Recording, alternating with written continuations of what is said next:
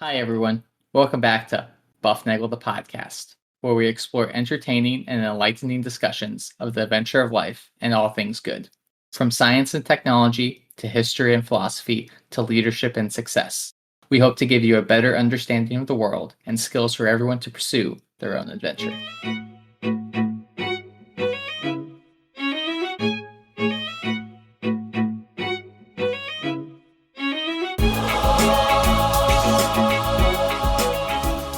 Hi, everybody, and welcome back to Bufnagle the podcast, where we talk about all things good in the pursuit of the adventure of life. I'm Rafe, and hey, thanks for the little vacation. It was very nice. Glad you are all back with us, pursuing the adventure of life, as we say. You know this about yourselves. You are the world's greatest listeners, as you have made us a global top 10% podcast. Feel free to send us a note to confirm your existence out there at bufnagle@bufnagle.com. Share the love, share the buff. Give us a 5-star review or tell your friends to listen and you will get a free episode. Hit subscribe, hit like, this, whatever the smiley star is on your thing, the happy banana split thing, whatever it is on your podcast player that tells them to tell us that we are doing for you what you need done. Remember, there will be a link somewhere buried in the show notes where you can buy me a coffee if you would like. Before our little break last week, we discussed the U.S. Declaration of Independence, which is now more than 250 years old. And one thing that we discussed was the Quebec Act of 1774, which seemed to put a thorn in the side of the colonists, and it was kind of a situation that put Great Britain in a no-win situation, and it ended up costing them quite dearly at the end. But that raised some questions to a number of people that I got some questions about what happened to France in North America, what happened to their colonies. Is the land that I'm sitting on right now here in central Indiana, was that essentially part of New France at one point? Should we be speaking French here in Indiana now? What do they say? Had things gone a different way? So I did some digging into that, and you know how that digging goes. Many hours spent reading to distill the important facts down to you, the world's greatest listeners, so that you can continue your drive to the beach or wherever you are going. Maybe you're going to work. Maybe you're just on the way to the grocery store to get another gallon of milk. Anyway, so I'm gonna title this episode something like New France, where are you now? And because it seemed to me an odd thing to, like, the French holdings in North America eventually just evaporated, and I would like to know. Well, I mean, they're all evaporated now, all the foreign holdings, but I would like to know how we got to where we are now. And like I said, New France, where are you now? In 1492, Columbus sailed the ocean blue 4 times for Spain. He went to the Caribbean, and I think he got his foot into parts of Florida at one point. But episodes 156, 159, 161, and 167 of this very podcast discuss Columbus and his many voyages from Europe over to the Caribbean, the North American continent. And that wasn't the start of the age of exploration, but it was a big piece of it, because it was one of the first times that the Europeans had, it's the first time anybody had really sailed the open seas. Now that's not exactly quite right. Our Polynesian friends had been island hopping out in the Pacific. That's kind of a scary thing to do when you can't see where you're going. Most of the exploration that took place prior to Columbus making a foolhardy journey to the west to get east, most exploration was within sight of the coast. All right, so you leave Europe, you go down the coast of Portugal and Spain and Portugal, and then you zip across to the top part of Africa, and you go underneath that bulge on the west side, and way down, and then around, and then up Indian Ocean. So you do all that stuff, and you can stay within sight of land, and as long as you don't hit a reef, you'll be okay. Occasionally, you're going to find something like Madagascar or the Maldives or something like that. But that's, I don't want to say that's easy to do, but it's easier than going out in the middle of nowhere where you cannot navigate. So it took some skills to get there. So Columbus went there in 1492. He sailed west for Spain, and he reached the Caribbean, thinking, of course, that it was Asia. In 1519, okay, so that's 8 plus 19 is 27 years later, almost 3 decades later. Magellan and his crew went south around South America and found the strait that bears his name. Hey, look, Ferdinand, there's a strait named after you here. Some of his crew actually made it all the way around the world and returned in 1522. In the 30 years between 1492 and 1522, things were really ramping up. A lot of discoveries were made. Once the first person lays out the trail, a lot of people can follow and do the next best thing. Vasco da Gama sailed for Portugal to India from 1497 to 1499. John Cabot sailed to Newfoundland, also in 1497, getting the British involved. So he was kind of going along the north side. And Magellan, like I said, was trying to sail around the world. And when he was doing that, Hernan Cortez conquered the Aztecs in Mexico in 1521. And so things really stepped up. And around this time, in the early 1500s, people were discovering that this was not a how should I say it? This was not part of the known world, at least to the Europeans. This was a new thing. The French put their flag in the New World in 1534. Okay, that's where they started, with Jacques Cartier traveling the St. Lawrence River.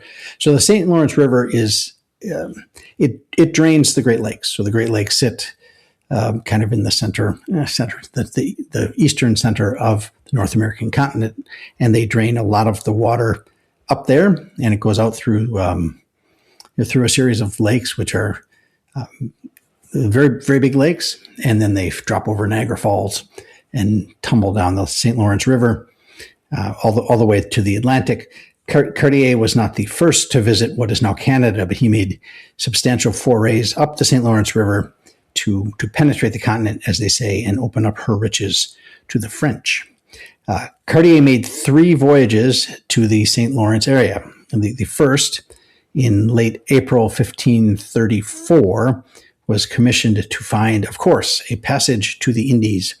They were all looking for a way to get over there without having to go somewhere around or through this great body of land that seemed to be emerging there.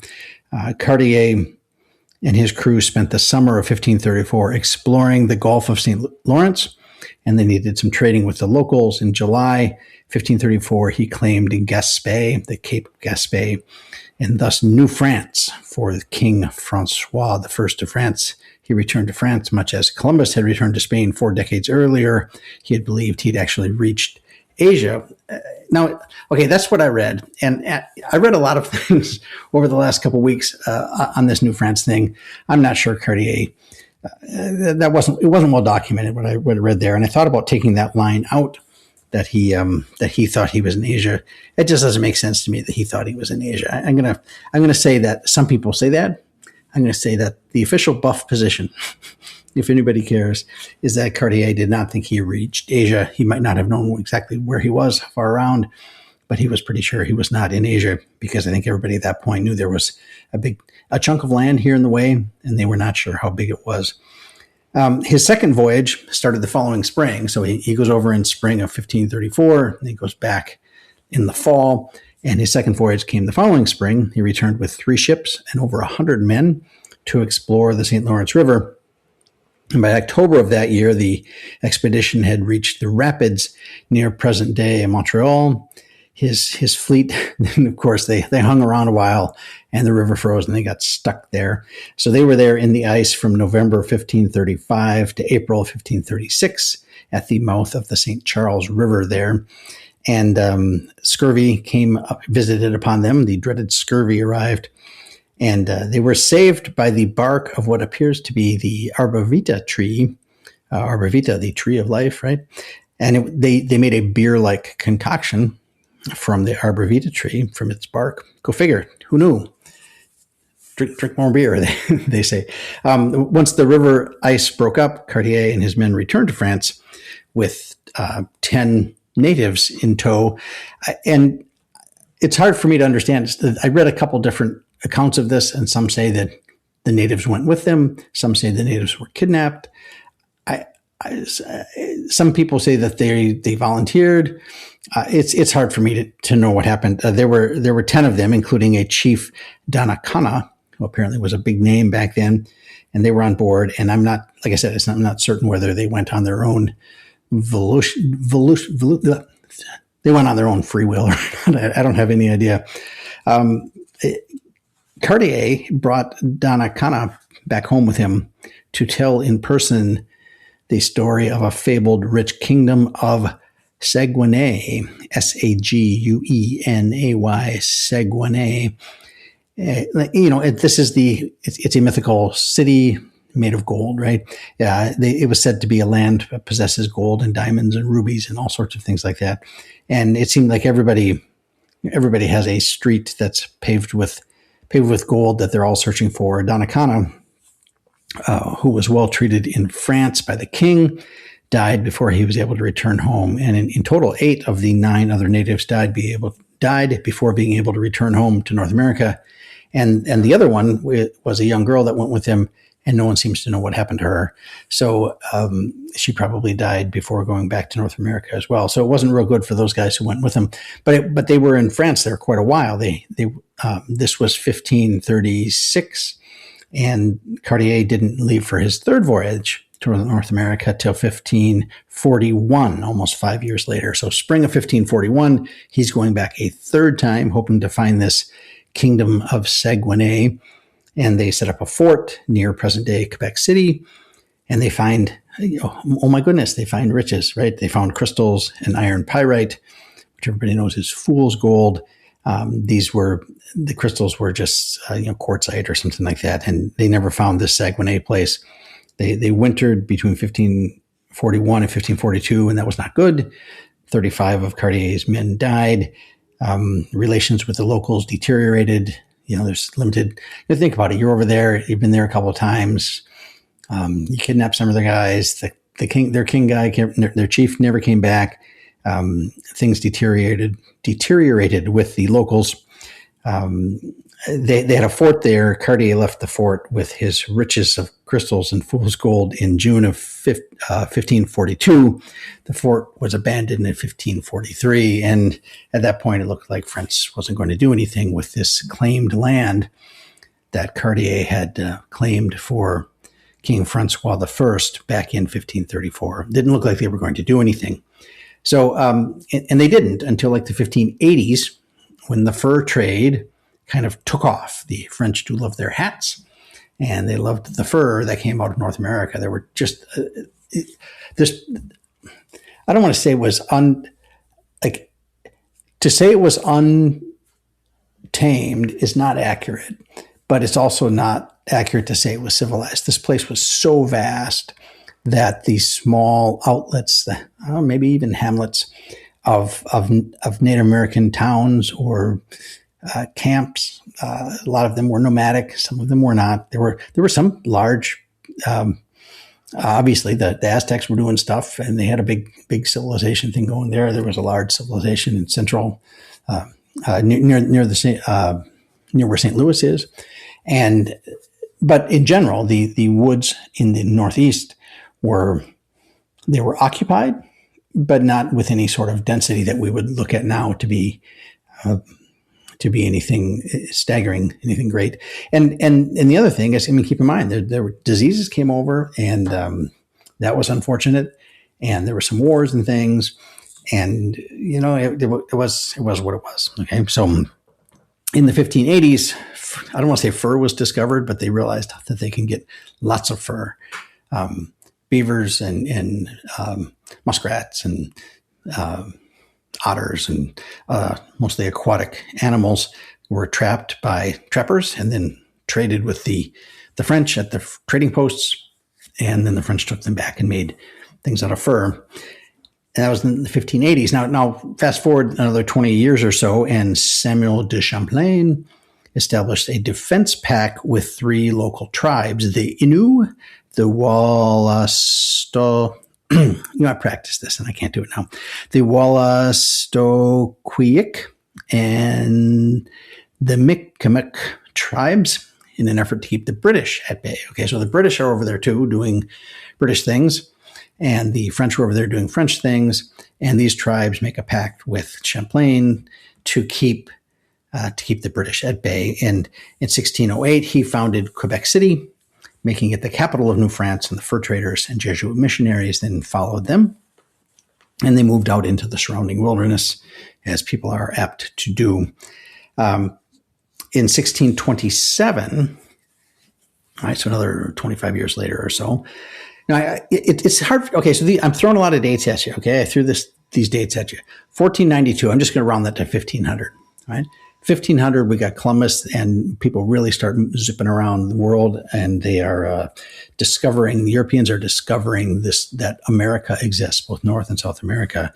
Within 100 years, we have things are starting to be mapped out in the Americas by the Europeans, and they're trying to discover if there's any resources there that would be of benefit to them. But still, I don't want to say it was a quiet century from 1500 to 1600 timeframe, but it's hard to say that there was a lot of. Think about it. You have to come from Europe with nothing. I mean, you might have knives, you might bring some livestock, you might bring some horses, you might bring up. What are you going to bring on these little tiny ships? You might bring a pot to boil something in. You're going to bring weaponry, of course. And, it's going to take a while to set up camp there, as they say. You can't just, you can't like run down the street and find a cobbler or a dairy or a cheese, like a cheese factory or a sausage maker. I mean, you got to plant crops. And in order to do that, you have to chop down gigantic trees. It took a while to get things under control here in North America. In 1627, so halfway between, quarter of the way between 1600 and 1700, there was a group called the Company of New France, and they got granted a monopoly on the fur trade in New France. So the king said, "Okay, you guys can have all the fur trade there. You can oversee the whole mess if you administer and expand the French colonies in the area." So France is looking to populate its colonies, to grow some things there. Now, 1620, keep in mind, 1620 was Plymouth Rock, and the Pilgrims. Jamestown was 1608, I think. And so Great Britain is starting to populate the coast, and France said, we'll go up to the St. Lawrence River. We'll kind of come in. We'll build through that major waterway here through North America. So the French said, we will have colonies there. You can be in charge of administering them and expanding them, but we are going to reserve that for French Catholics. So that was the thing that they decided that they were going to do, was we're going to have, Catholic New France. So because that's what they did, because that's what they were. All right. And as we saw with the Declaration of Independence last week, or 2 weeks ago, this decision by the French to restrict things to the Catholics led to some problems with the British when the British take over these land holdings prior to the American Revolution, and that is a point, and it's in the Declaration of Independence. It leads to the Quebec Act of 1774, and who could see these things coming? But when you go back and look at it in time, it is interesting how these things unfold. In 1629, Quebec City was ceded to English privateers during the Anglo-French War of 1632, but it was returned to France in 1634. So, there's the English and the French are trading stuff back and forth. The British control this island for a while, and then the French get it back. And as I'm reading all of this stuff in between, maybe halfway through the 1600s into the mid 1700s, the wars that were fought over all sorts of, talk about the 1900s being a century of global warfare. The 1600s, I'm sure, rivaled it. It's just in their ability to cause casualties on a massive scale was slightly limited. So Anyway, we got some wars coming up, all right, and that's going to really define how these things work out. King Louis the XIV acquired New France formally in 1663 from this company that was set up to do these things. So they ran things for, I don't know, a couple decades, and it became a royal province of France. So this New France became more than just a colony. It became a thing, a piece of France. It was a royal province. This made it an official thing of France instead of some sort of business venture. All right. So all the trappings that go along with being an official colony of France now came to New France. And basically that's administration, taxes, protection from the military. If you can, by the time you call them up, you're probably dead. But and they call them up and they got to get there from France. But anyway, all that was there. Okay, so they get a governor general who oversees all of what was considered Canada at the time, in addition to Acadia. Okay, so Acadia is a colony which included the Maritime provinces, the Gaspe Peninsula, and parts of what is now the state of Maine. Louisiana was part of this, right? French claims, the French had claims of the entire drainage system of the Mississippi River. They were like, we claim, I don't really know, I'm not sure I understand I've never seen the rules written down for what happens when you claim something, but they would claim the entire drainage system of the Mississippi rivers. Okay. And so that's an area that stretches from the Great Lakes to the Gulf of Mexico, and from the Appalachian Mountains on the east to the Rocky Mountains in the west. I mean, that's like a third of the North American continent.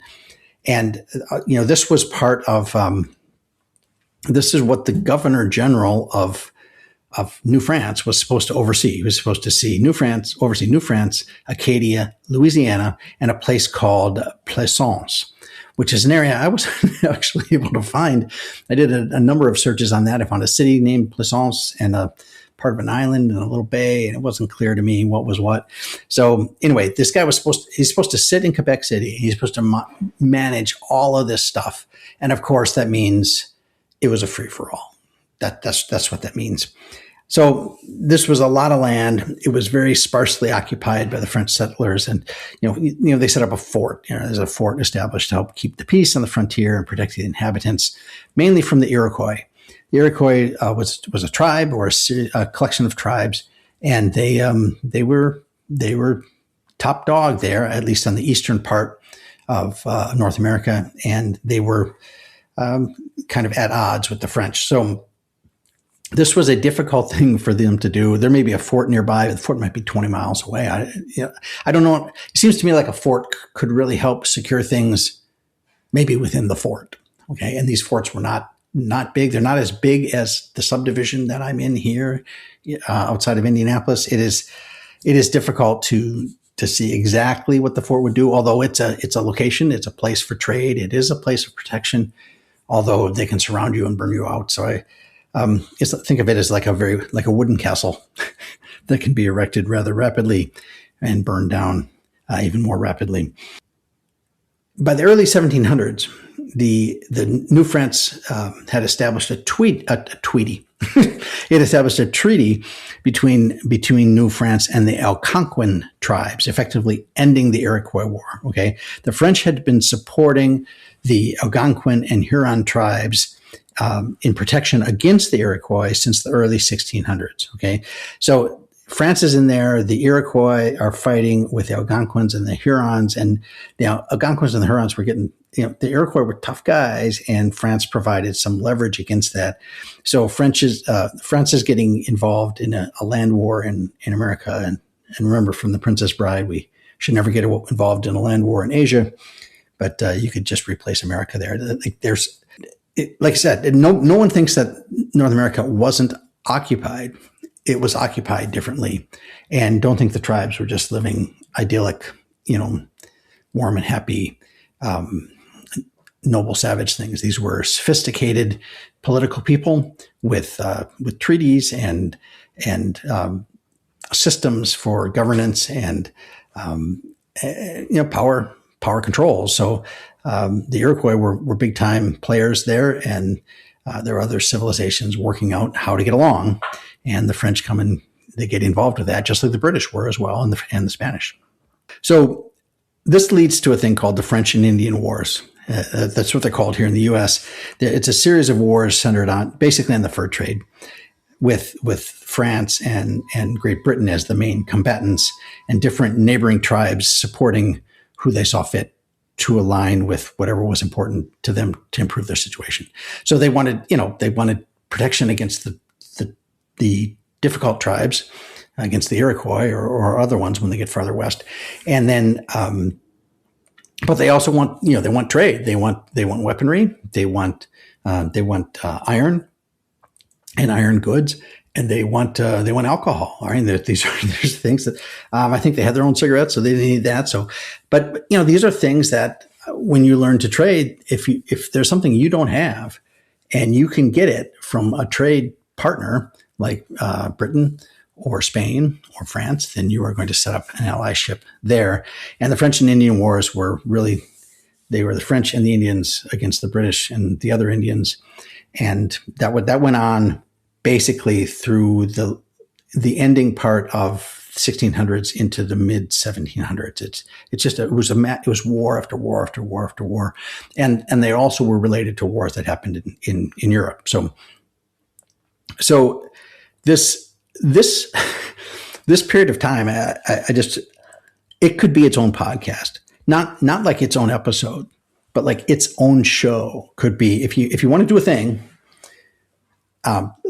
give us a history of the colonial taming. I guess called taming of the American continent, and give us a show. I will tune in on a weekly basis for that. It's a wonderfully complex story, and it's full of all sorts of things. And I'm going to simplify this and give it to you as quickly as I can in hopefully a number of little paragraphs in my notes here. All right, it starts. We're going to start it in 1688 to 1697. So the last part of the 1600s with a thing called King William's War. So King William was king. It's also called the Second Indian War. It's called Father Bauden's War, Caston's War, among other things. There's all sorts of names depending on who you talk to. If you talk to the Canadians, if you talk to the British, if you talk to the French, talk to the different Indian tribes. You're going to get this. Okay. It went for 9 years, and it pretty much ended up where it started. As far as territory, nobody really gained territory. The French and the British kind of went after each other with the Indian tribes helping out, raiding here, raiding there. Somebody takes a fort, somebody takes another fort. Then at the end of the thing, when they're doing reconciliation for the peace treaty, they just like, okay, we'll give you this fort back, and you get that fort back, and there you go. And so nothing much happened with King William's War, other than a lot of people died, and things were. This was the nature of the world. All right. So it is what it is. You have to read it in its time. 1702 to 1713. We're going to call that Queen Anne's War. Now this involved France, Great Britain, and Spain, which is kind of fun, and is sometimes called the War of Spanish Succession or the Third Indian War. It's also called the Second Intercolonial War in France. And now Europe. So at this point, Europe was dealing with the death of the Habsburg monarch Charles II. Okay, so you have this Holy Roman Empire thing going on over there, and the Charles II has died, and the question was who's going to take the throne. And so they go to war over this kind of thing. The American colonies, the British, French, and Spanish colonies, were fighting for control of resources in America. So the Brits want the fur, and the French want the fur, and the Spanish want the fur, and they want the other things that you can get there if they discover gold, like they did in Mexico. So you discover something, and you want to take it back home to enrich your country's the coffers, as they say, and so they're all fighting over these lands, saying I stake a claim here. The French claimed all of the Mississippi drainage, so I'm not sure how. But what they say, it's not yours if you claim it; it's yours if you can keep it. And that's why these guys were fighting over these resources. So, and of course, there's a whole layer of native tribes here trying to decide who do we side with, so that things will work out well for us. in the end, there was a peace treaty signed in Utrecht, and it ended things both on the European side and in North America. Because so it put whoever it put on, I didn't even look this up, whoever it put on the throne there, someone's going to say, oh, of course it was somebody. From the North American point of view, as it regards New France, which is the topic here, I always have to keep coming back to how does it involve New France. From the North American point of view, Great Britain gained territory from France on the North American continent. Okay, so Great Britain got some of the French territory. All right, Britain acquired Acadia, which it renamed Nova Scotia, and it achieved control over Newfoundland, which is the Newfoundland. So that's what they called it. And Great Britain also got the areas around Hudson Bay, and it also got St. Kitts in the Caribbean, which is vacation spot, I guess is what it is. So the Brits got those things that used to be part of France. And France, at the end of this war, I didn't know you could do this. They handed over its alliance with the Iroquois to the British. So they said to the Iroquois, yes, you're allies with us, but now you're going to be allies with them, with the British. And I guess you could hand that off but you're trusting that they're going to, it's like trading a player, but you're not sure if the player is going to give full effort for you. They might come and stab you in the back. I don't know. They handed off this alliance with the Iroquois, and they also gave France also opened up commerce with the native tribes throughout the continent. Okay, so they said we're going to open up. We're not going to try to. I guess it's probably a realization of reality. We are not going to try to restrict trade on the continent. We can't. Nobody's big enough to do that. You trade with whoever you want to trade with, and if you want to set up a private thing, you set up a private thing. But we're not going to try to oversee that from Europe, right? Okay, that's going to be, I say it's 6 hours away. It's 6 hours as the sun flies across the sky, but it's a lot longer back then. And France kept its other holdings along the Gulf of St. Lawrence, and there are all sorts of things around fishing rights. Okay, who can fish where? Can you? You got to catch the fish, but then you can't just eat all the fish right there. You got to get the fish back to Europe, and in order to do that, you have to dry the fish. So you clean the fish and you have to dry the fish, and you have to dry them on land where you can hang them on fish drying racks.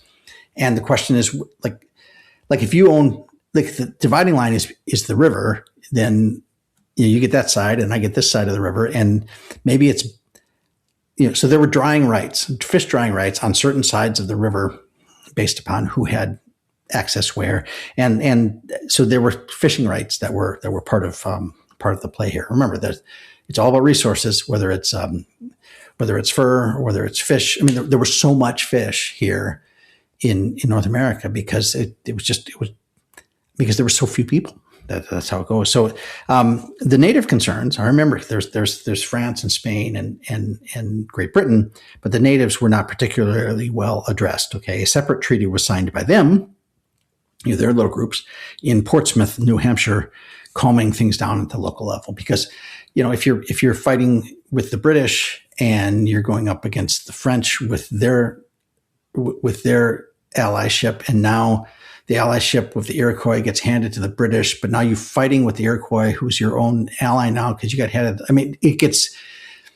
So they had a separate treaty for the natives that they all got together and signed it in Portsmouth because Europe was concerned about Europe, and these things in North America were, I guess you could call them side hustles is the way to go. So Great Britain gets Acadia and Newfoundland, but of course, just because you get, what do you get when you buy a piece of land as a country or you acquire it? All you get is the right to try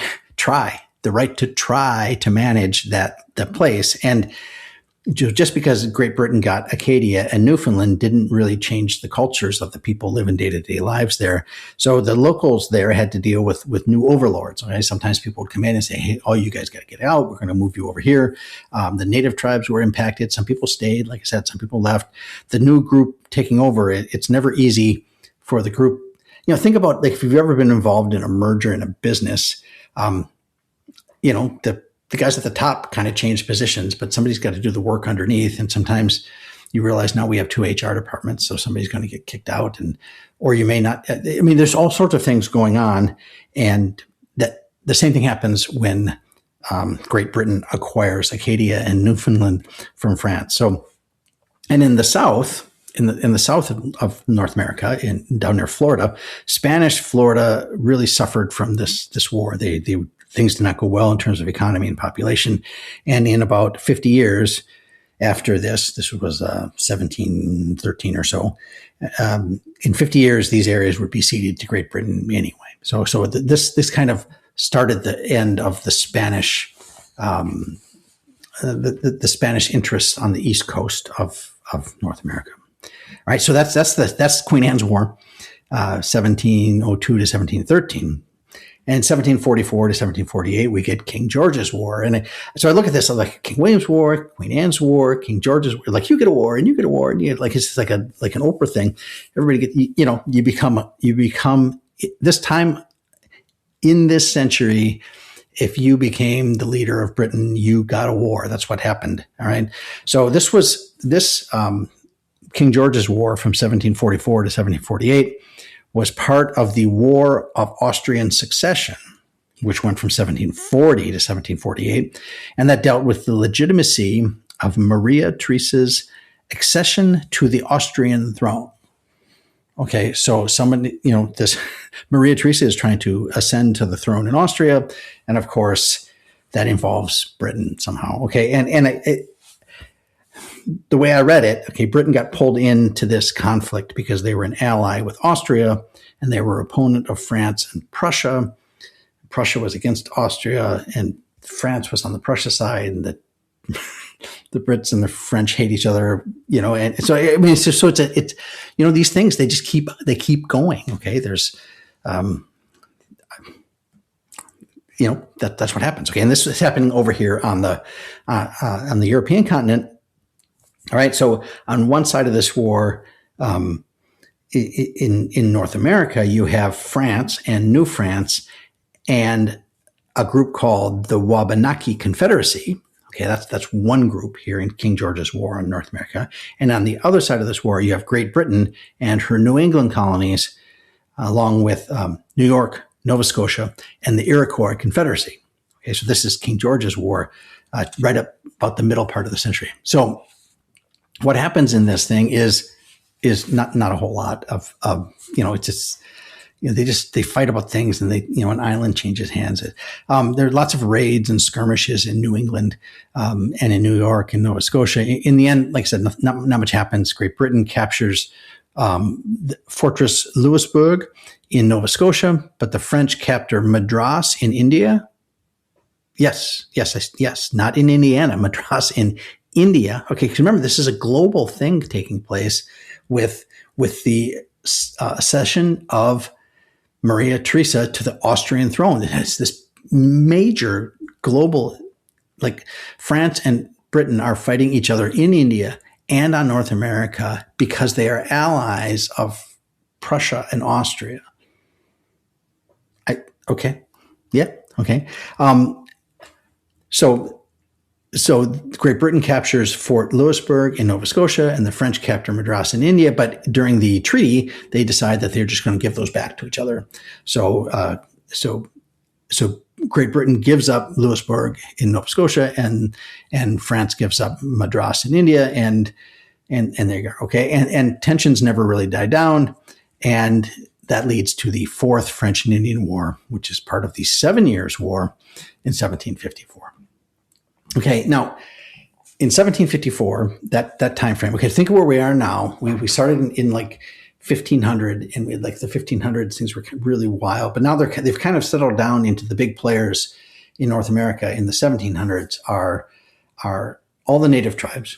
Okay, and they're going to be on different sides, and then the French on one side and the British on the other, and Spain is in there for a little bit, and then they're out. So in 1754. Things get really messy in the Ohio Territory. Okay, in the 1750s, the boundaries between New France, essentially, and British territories, so they were ill-defined, all right? So if you go out and you say, well, we have every bit of the Mississippi drainage, then people are going to say, yeah, if you can keep it, right? And so the French had trouble keeping that, and the British had trouble keeping their stuff. And if you look at a map of colonial territories in North America in 1750, it is dramatic in its differences from what it will look like in 50 years. It's stunning. Like Great Britain at that point has its 13 colonies and Nova Scotia and Newfoundland and the land around Hudson Bay. That's what Great Britain has. Okay. Spain has a lot of Florida. It has Mexico. It has Texas, New Mexico, Arizona, and Colorado. But the areas claimed by France are it's monumental. It dominates the whole map. Okay, from the present states. Okay, so this is the territory that France had in the 1750s. Okay, from the states of Mississippi and Louisiana. That's down at the bottom where the Mississippi River dumps out, up the entire Mississippi and Ohio River valleys. That includes Arkansas, parts of Tennessee, Kentucky, Missouri, Illinois, Indiana, Ohio, all of the Great Lakes, parts of western Pennsylvania, parts of western New York, Wisconsin, Iowa, Minnesota, Quebec, Ontario, parts of Manitoba, and parts of Alberta. Right? France laid claim to just huge chunks of territory, and they had no way to protect it. No way to enforce those claims. Okay, in the spring of 1754, a colonial Virginia regiment of the British military, okay, led by future U.S. President George Washington, they run across a French force that is building a fort out in the Ohio Territory, and the Virginia regiment takes on the French in a surprise attack, and they wiped them out.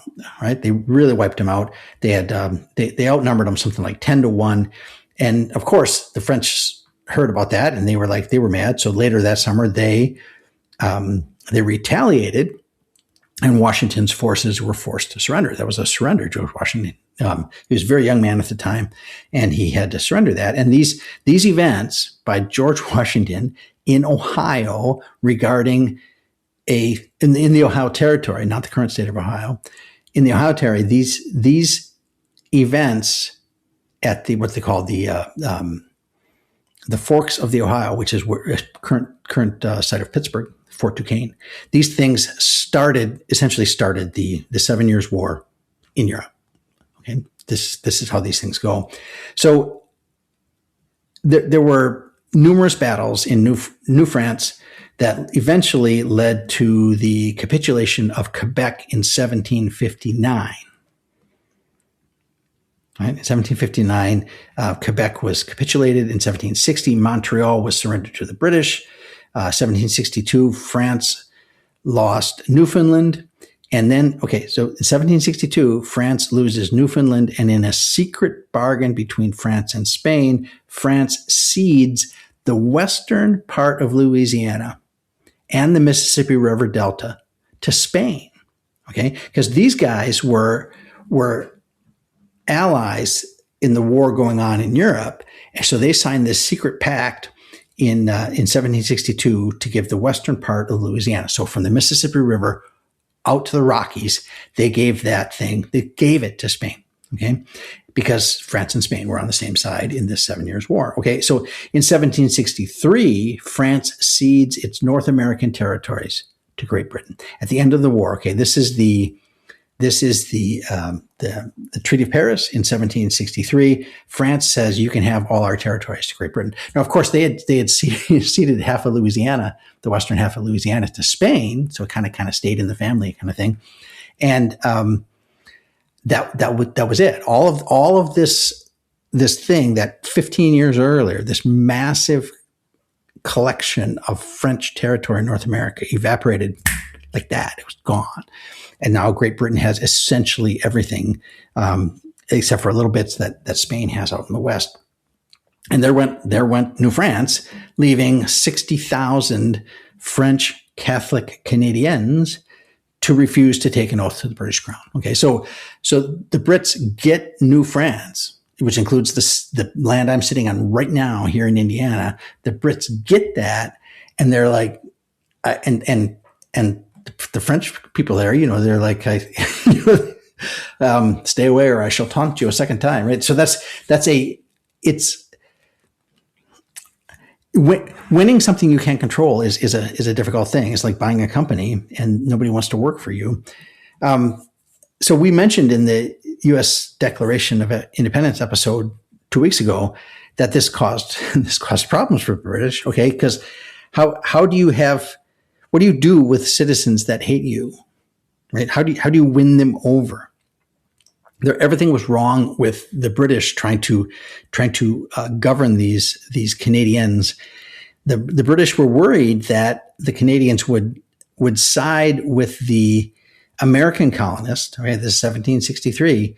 They were worried that they would side with the American colonists over their separatists' tendencies. So that suddenly, instead of having 13 colonies going against Great Britain, there'd now be 14 colonies because there would be Quebec. So in order to what's the word? Placate, I guess, to placate Quebec and keep them on, in good standing here with Britain, they passed the Quebec Act. Here we're back to the Quebec Act in 1774.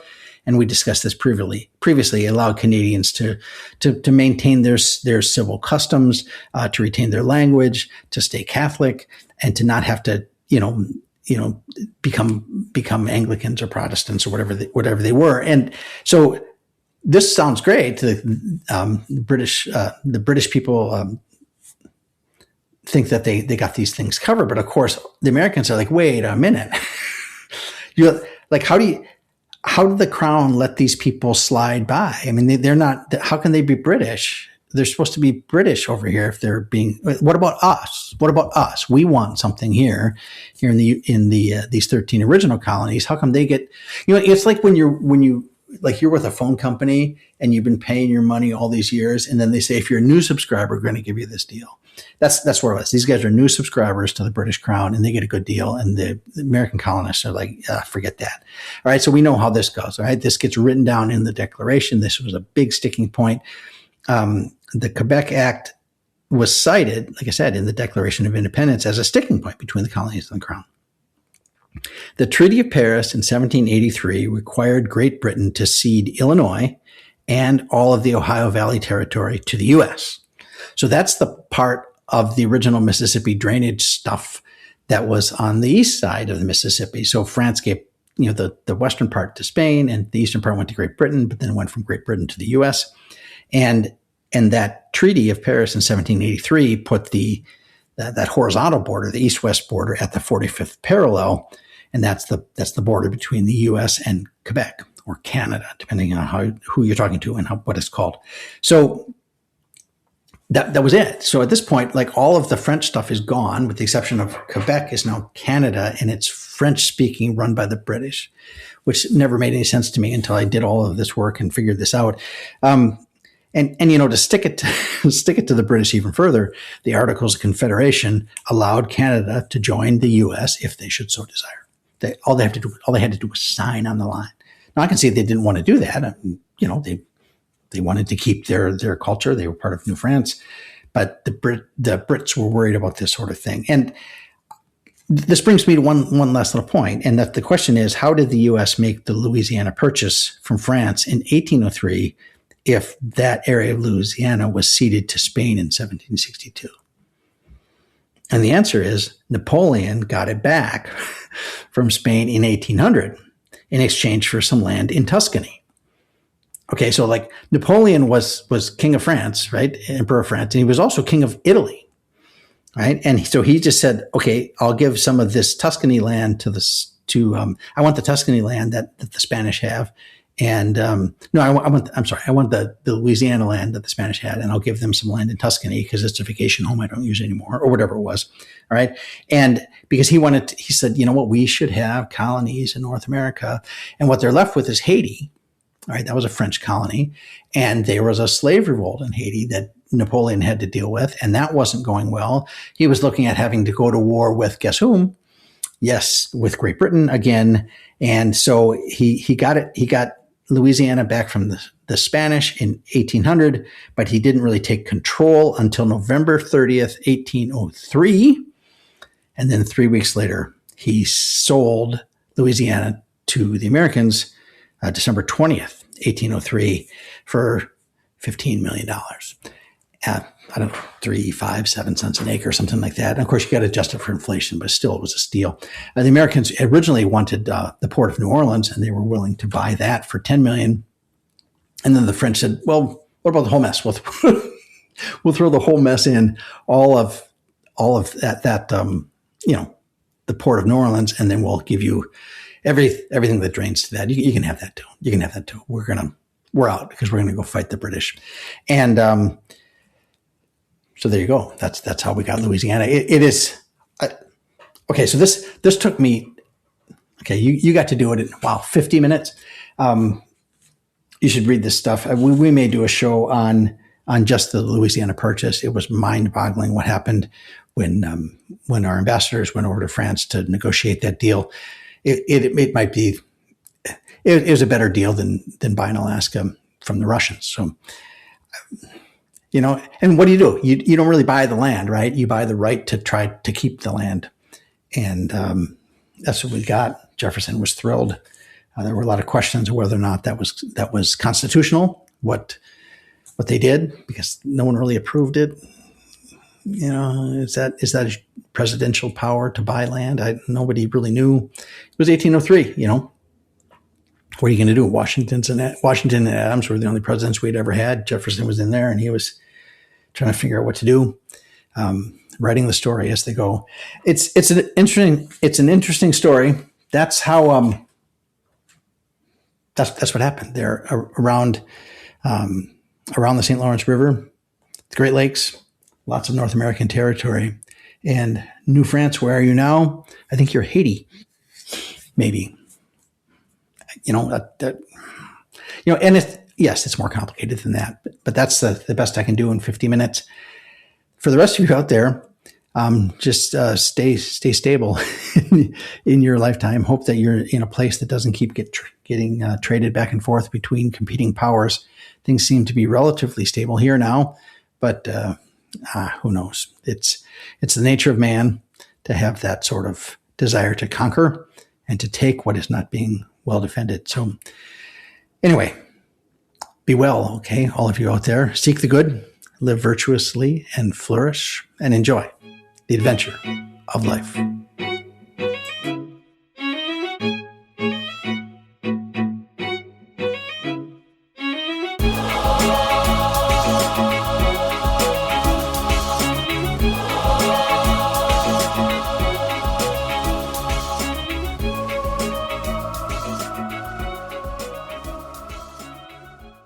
It's going to be a great day.